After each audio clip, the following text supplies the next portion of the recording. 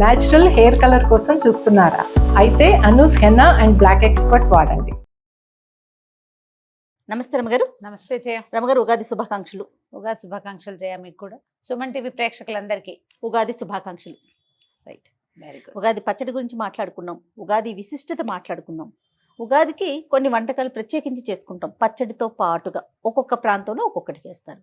ఇక్కడ భక్ష్యాలు అంటారు, మనం బొబ్బట్లు అంటాం. మరి నందిని నెయ్యి వేసి స్వచ్ఛంగా పవిత్రంగా బొబ్బట్లు చేసేసుకుందాం. ఏమంటారు? నేతి బొబ్బట్లు చేద్దాం. Yes, okay. పండుగ అనగానే ఒక ఆధ్యాత్మిక భావన వస్తుంది కదా రమ్మగారు. అంతే కదా. అన్నీ కూడా చాలా పవిత్రంగా ఉండాలి, స్వామివారికి చక్కగా నివేదించాలి, స్వామికి అంతా మంచి జరగాలని కోరుకుంటాం. అంతే స్వచ్ఛతకి మారిపోయి నందిని నెయ్యి. ఓకే, నందిని నెయ్యి వాడేసి మీ ఇష్టం వచ్చినట్టు ధారాళంగా పోసేసి బొబ్బట్లు చేద్దాం. మీరు ఏదైనా వండేటప్పుడు ధారాళంగా ఉప్పు కారం వేసుకోవాలి.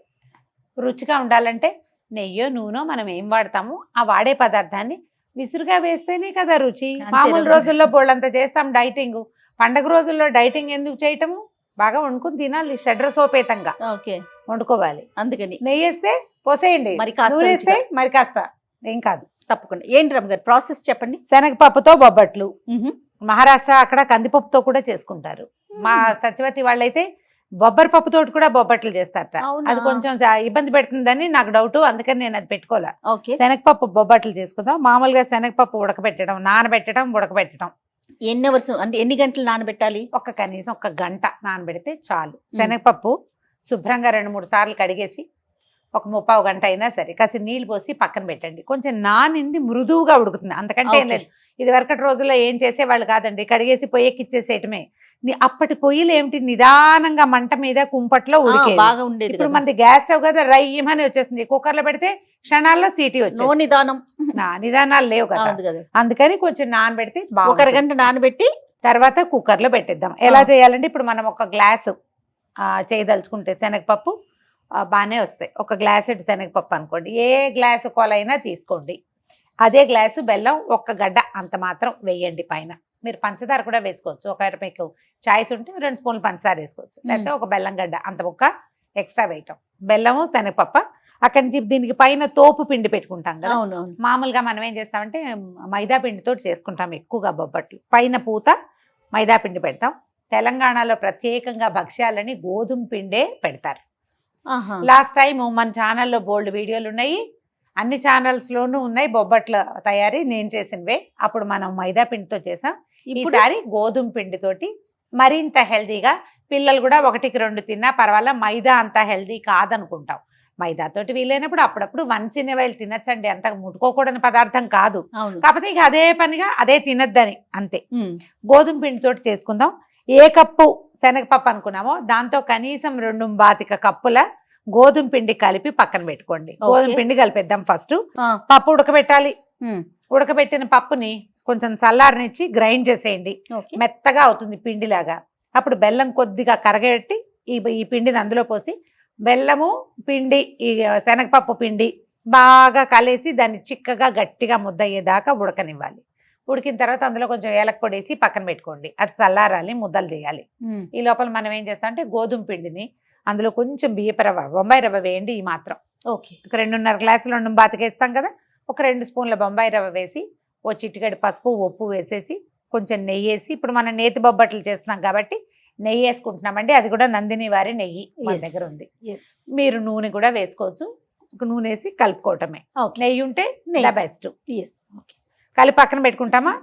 ఇప్పుడు ఈ పప్పు చల్లారి, మనం పాకం చల్లారి ఉండలు చేసుకున్నాక కొంచెం గోధుమ పిండి తీసుకోవటం, ఇది అందులో పెట్టడం, కవర్ చేయటం, ఈజీగా ఒత్తేసి కాల్చేసుకోవటం. అది కూడా నెయ్యి వేసి కాల్చుకుంటే బాగుంటుంది. తర్వాత మనం తక్కువ నేతితో కాల్చామనుకో పక్కనే నెయ్యి పెట్టి నేతిలో ముంచుకుని తినచ్చు బొబ్బట్లు. అదే మనం ఏమంటాం భక్ష్యాలు. లేదా పాలల్లో ముంచుకుని తిన్నా కూడా బాగుంటుంది. మైదా పిండి అయితే పాలల్లో ముంచుకోలేము. గోధుమ పిండితో చేసినవి చిక్కటి పాలు, రబడీ లాంటివి చేసి పక్కన పెడితే అద్దుకుని తింటే ఎక్సలెంట్ గా ఉంటుంది, చాలా బాగుంటుంది. తప్పకుండా. ఓకే, ఇప్పుడు చేసేద్దాం. శనగపప్పుని కడిగి నానబెట్టి పక్కన పెట్టుకుందాం. ఓకే అండి. గోధుమ పిండి కలిపేద్దాము. ఇందులో కాస్త నీళ్ళు పోయిండమ్మా. ఇంకేం పిండి వంటలు చేస్తారు అమ్మగారు?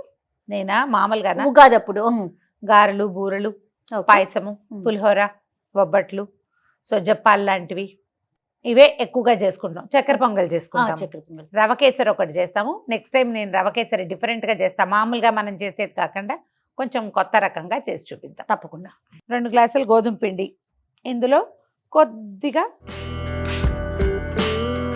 బొంబాయి రవ, ఓకే ఓకే, ఒక చిటికెడు పసుపు, చాలు కదా. పండి ఇంకొంచెం వేయచ్చు, చాలు.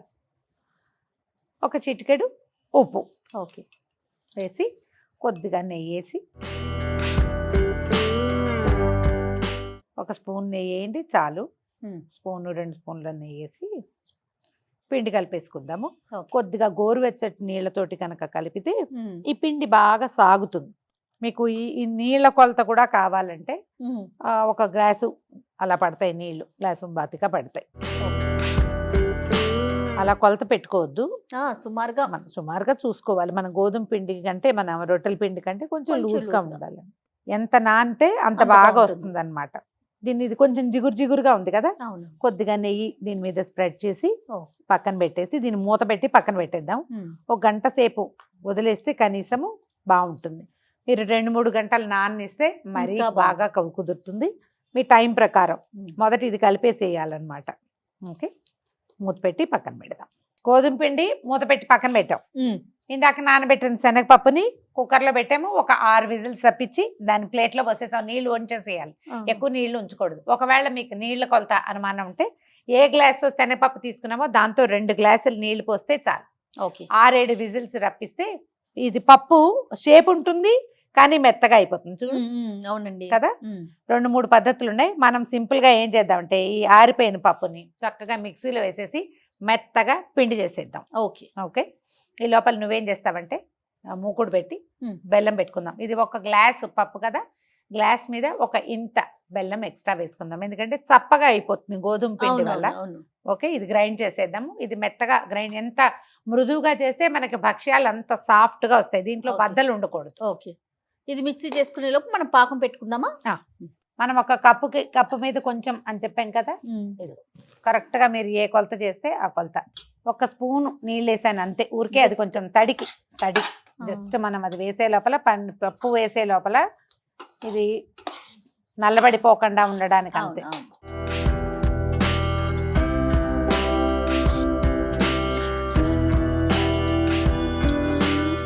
కొంచెం అటు ఇటు కదిపితే మనకి ఇది కరిగిపోతుంది. 1 స్పూన్ పంచదార వేసుకుంటే ఈ ప్రాసెస్ స్పీడప్ కూడా అవుతుంది అనమాట. ఒకవేళ కావాలంటే మీకు అభ్యంతరం అయితే వేసుకోవద్దు, లేదనుకుంటే ఇది కొంచెం కరగంగానే ఇది మనకి బెల్లం చూసుకోండి. బెల్లంలో కనుక రాళ్ళు గీళ్ళు ఏమీ లేకుండా ఉంటే మనకి ఏ ప్రాబ్లము లేదు. ఇంకేం చెయ్యక్కర్లేదు, దీన్ని వడబోయటాలు వ్యవహారాలు ఏమీ లేదు.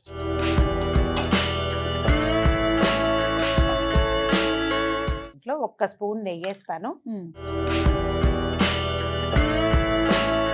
బెల్లం చాలా పెద్ద పాకం రావాలన్న ఆలోచన ఏం చెయ్యక్కర్లేదు, జస్ట్ కరిగితే చాలా. మన దగ్గర ఇదివరకు ఏం చేసేవాళ్ళం అంటే అలా కూడా చేసుకోవచ్చు. పప్పు బెల్లము కలిపి ఉడికించటము, పాకం వచ్చాక తీసేసి బాగా కుమ్మేసేయటం, దాన్ని అవసరమైతే గ్రైండ్ చేసుకోవటం చేసేవాళ్ళం. ఆ పాకం గ్రైండ్ చేయకుండా నేను ఈ పని చేస్తాను అనమాట. ఓకే,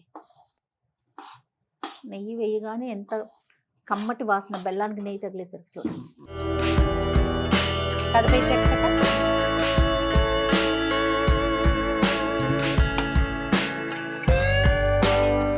ఇందులో తడి ఎలాగూ ఉంటుంది కదా. అవునండి, అది ఇది కలిసి తొందరగా వచ్చేస్తుంది అనమాట. ఇది స్పీడ్గా అయిపోతుంది. కొంచెం చిన్న గరిటె తీసుకోండి, స్పీడ్గా చెయ్యి ఆడించండి చాలు. ఈ పిండి తగిలేసరికి ఆటోమేటిక్గా ఈ పాకం సెట్ అయిపోతుంది. కొంచెం చిన్నది అది అట్లకాడ కదా, అవునవును, అలా కాకుండా గరిటె లాంటిది అయితే వీలుగా ఉంటుంది. ఈ బెల్లం కొద్దిగా చిన్న గడ్డ ఉందిగా, అది 1 నిమిషంలో వేడి చూసుకోండి. రాళ్ళు గనక కాస్త బెల్లం గట్టిగా ఉంటే దాన్ని కరిగిపోనిచ్చి పిండి వేసుకుంటే మీకు ఇంకా వీలుగా వచ్చేస్తుంది నిమిషంలో.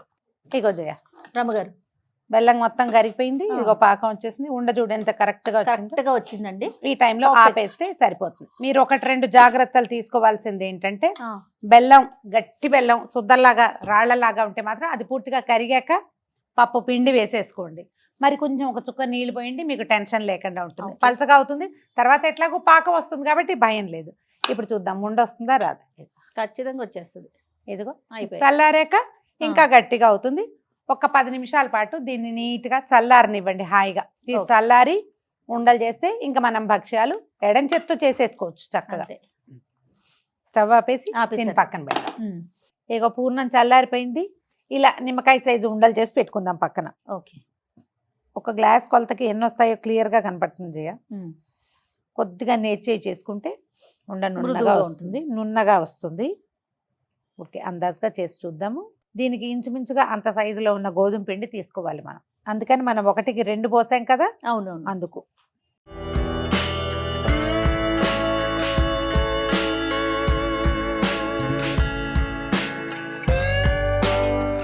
ఉండలు చేసేసాము పూర్ణం. అవునండి. ఇగో గోధుమ పిండి దీని సౌందర్యం ఎలా ఉందో చూద్దాం. చక్కగా సాగుతుంది చూడు. మెత్తగా ఉంటే చకచక అయిపోతాయి. మనం ఇంత పలచగా చేయకపోతే ఏమో కొద్దిగా పిండి చల్లి ఒత్తుకోవచ్చు. ఓకే. ఇప్పుడు మనం కొంచెం లూజ్గా చేసాం, కాస్త నెయ్యి తగిలిచ్చాం కదా, కొద్దిగా నెయ్యి వేసి నిదానంగా ఒత్తేసుకుంటే కాల్ చేసుకోవచ్చు. ఆల్రెడీ నెయ్యి వేసి ఉంచాం కదా, చూడ అతుక్కోవట్లేదు, ఈజీగానే వచ్చేస్తుంది. ఇంచుమించుగా మనకు అది ఎంత ఉందో సరిపోతుంది. అటు ఇటుగా అంతా తీసుకోవటమే. ఇది అడుగున మందంగా ఉంచుకుని అంచులు కొంచెం సాగదీసుకోవాలి మనం. అప్పుడు మనకి ఏంటంటే ఒత్తినప్పుడు ఈజీగా ఉంటుంది అనమాట. ఓకే. అలాగా దీన్ని పైకి లాగేయండి. మీకు మైదా పిండి అయితే ఇంకా స్పీడ్గా సాగుతుంది. గోధుమ పిండి కాబట్టి కొద్దిగా కాస్త స్లోగా ఉంటుంది అంతే. అన్ని పొదిగి పక్కన పెట్టుకోకుండా ఒక 5-6 చేసుకోవటము, ఒత్తుకోవటం. ఒకేసారి ఒక 4-5 చేసి పెట్టుకుని అప్పుడు ఒత్తుకుందామా? అట్లనే ఏం రమ్మగారు చేసేస్తారా? చేసేద్దామమ్మా. కొద్దిగా నెయ్యో నూనె రాసుకుందాం. అవునా? నెయ్యి కాస్త తక్కువగా ఉంది కదా, ఇంకొంచెం వేసుకుందామా అందులో. అట్లానేనండి.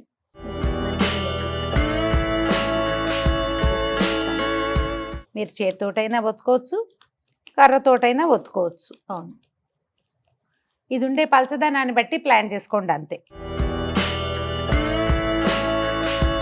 మంచి రిచ్ ఎల్లో కలర్ ఉంది కదా జయ. అవును రమ్మగారు. వాసన కూడా ఎంత బాగుందో.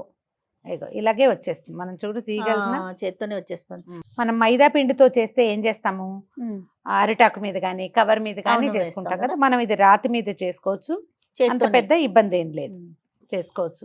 మీరు ఇది ఇంకా కొంచెం డ్రైగా కలుపుకుంటే పిండి బాగా ఇలా దీన్ని చుట్టూతా వచ్చేలాగా కూడా పెద్దవి చేసేసుకోవచ్చు. దీన్ని పై పిండి తాలూకు పలచదనము గట్టితనంతో ఈ ఒత్తుకునే సులువు కనపడుతుంది మనకి. నెయ్యి వేసుకోండి. చేత్తో ఒత్తచ్చు,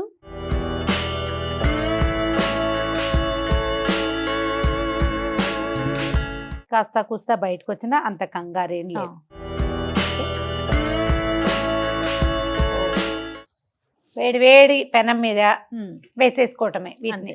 కొంచెం ఒకసారి ఒకవైపు డ్రై అయిన తర్వాత నిదానంగా బబుల్స్ వస్తాయి, వెనక్కి తిప్పుకోవచ్చు. ఈ పిండి కనుక నేను మళ్ళీ ఇంకొక కిటుకు చెప్తా. తోపు పిండి మనం నేను కొంచెం లూజ్గానే అయింది ఇవాళ. ఇంకా కొంచెం గట్టిగా అయితే మీకు చపాతీకి ఎట్లా పైన బబుల్స్ వస్తాయి అలా వచ్చేస్తాయి దీని మీద. ఇది ఒక్క రవ్వ పలచగానే ఉంది ఈ పూట. మళ్ళీ ఇప్పుడు రిపేర్ ఎందుకు, దీన్ని ఇలా కూడా చేసుకోవచ్చు. నీకు ఎలా అయినా అది క్లాస్గా రావడం ఇంపార్టెంట్ అంతే. డ్రై అయిపోయింది ఏమైనా తిప్పు. అన్ని పక్కల నుంచి కదిపి తీసుకోవాలి. 2 సైడ్స్ కొంచెం కాలేక అప్పుడు మనం నెయ్యి వేసి కాల్ చేసుకోవాలి. మనకి మైదాకి దీనికి తేడా ఏంటంటే మైదా అంచుల వెంబడి లావుగా వస్తుంది, ఇది ఈవెన్ గా వస్తుంది, స్ప్రెడ్ అయిపోతుంది అన్నమాట. ఇది మీరు కావాలంటే అరిటాకు మీదో ప్లాస్టిక్ కవర్ మీదో అలా కూడా చేసి వేసేసుకోవచ్చు. ఇప్పుడు తిప్పు వెనక్కి. ఇప్పుడు నెయ్యి వేసుకుందాం.